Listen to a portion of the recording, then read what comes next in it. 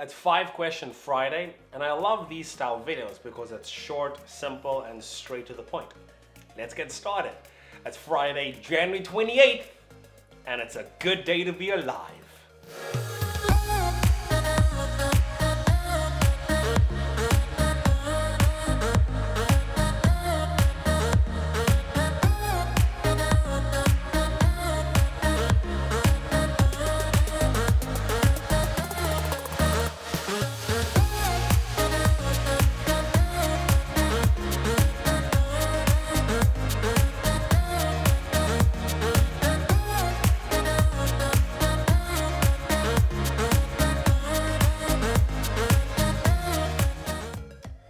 Violet asks, what's the first thing you do when you travel to a new place?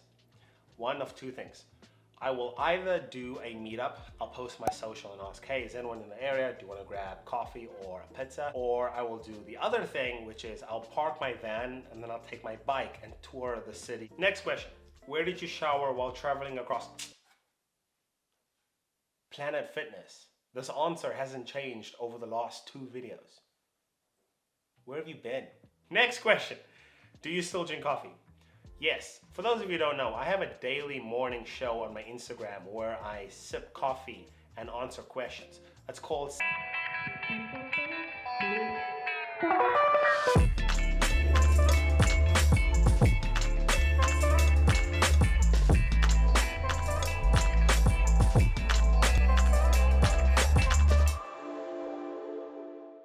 Hey Gabriel, my question is too long to put in the question box, so I sent you a message instead.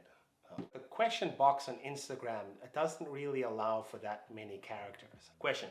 Hey dude, I discovered you through Cody Warner's YouTube channel a few years ago and your content speaks to me. I'm a 34-year-old accountant who loves to travel the world to scuba dive. Nice.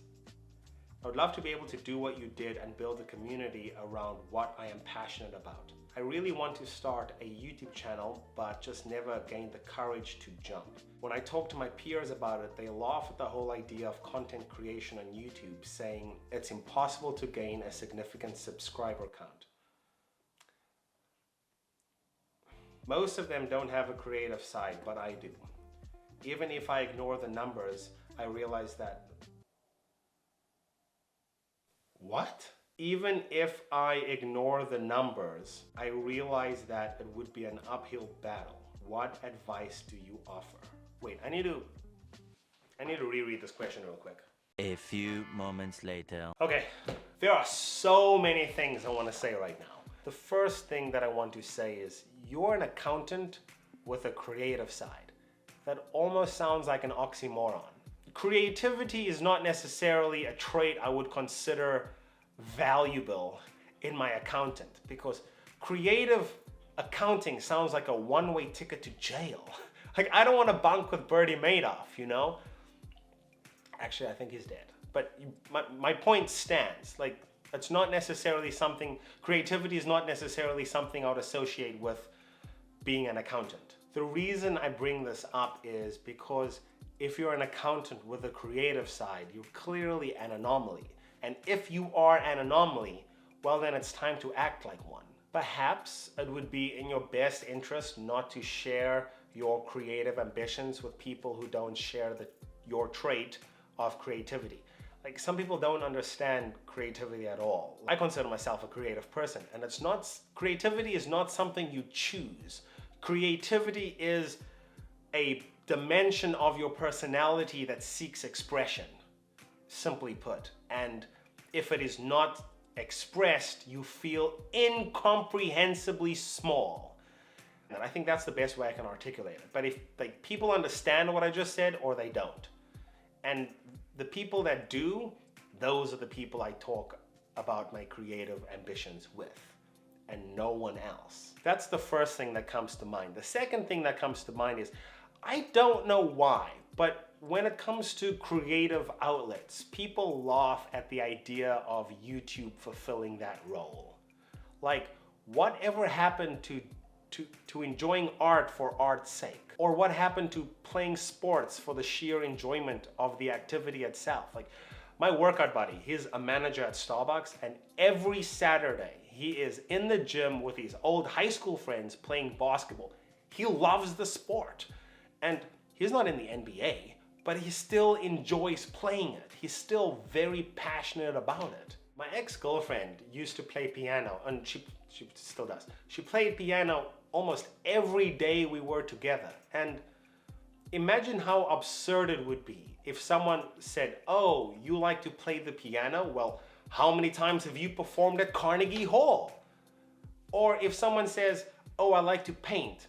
If you say you like to paint, there are some people in the world who think you have to be Picasso in order to justify your art, which makes no sense to me.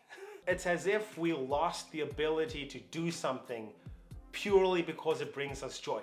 I love making videos. I love the editing process, and it is a creative outlet for me. I started making content, 7 years ago on Snapchat, and it progressively evolved to what it is today.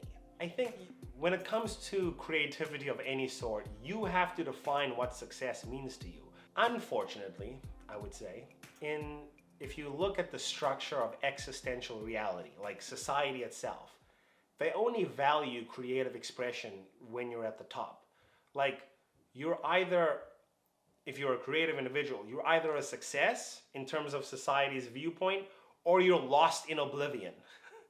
And there's no middle ground. But that doesn't mean on an individual level, you shouldn't attempt to still express yourself creatively just because the world doesn't necessarily value it. I mean, if you value it and you enjoy the process, like, who's to say you're not a success? The last thing that I want to say is in response to the statement about significant subscriber count and ignoring the numbers. Like, it is unfortunate, truly unfortunate, that creative expression on this platform has been reduced to subscribers and view count. I think we too soon forget that what is behind the numbers, like behind the views, behind the subscriptions, are literal people who live lives completely independent from you. And they have taken time out of their day. They have chosen you. I think that's significant.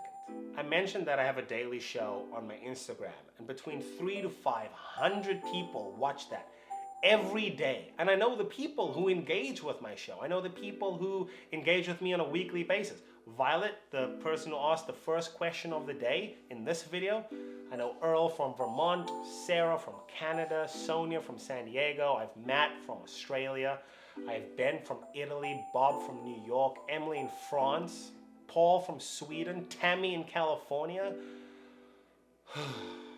And I know things about them. I know that my friend Liz in Florida, she has a podcast. I know that Mona likes sunflowers, and Mona actually was the first person to ask me a question on this YouTube channel 3 years ago, and she still subscribed to me today. And I smile every time I see her name pop up. What about Chad? Chad sent me a hard drive while I was driving across country so that I could continue documenting my journey. Or Angie, who after my dad died sent me to a theme park so that I would be less sad. What about Mary, my first ever fill-up friend who changed the course of this channel forever? Or Rich, who helped me build my camper so that I could actually afford to pursue my dreams? Or Allie. Allie works for American Airlines and sent me plane tickets after my car broke down on the Californian highway. These people are significant to me. They're so much more than just numbers on a screen. And they believed in me during a time in my life when I struggled to believe in myself. And they're still here today, subscribed, tagging along for the journey. How many names did I just mention? 10, 15? I could mention 50 more in a heartbeat. And imagine that, right now, as I'm sitting here, 50 people just standing behind me saying, "You got this." I live in a studio apartment. 50 people would not fit in here. But you get the point. Of all the ways I could express myself creatively, I am grateful that I chose this platform, because expressing myself here changed my life completely. I had no idea that my content creation would evolve to what it is today. And I have no idea where it will take me tomorrow. But that's true for building any dream. Like, you have no idea who you will become as a result of pursuing that dream. The only way you find out is by putting one foot in front of the other. Like, deciding that no matter what, you're going to get after it. And that's important because you only live once. Therefore, you should live well.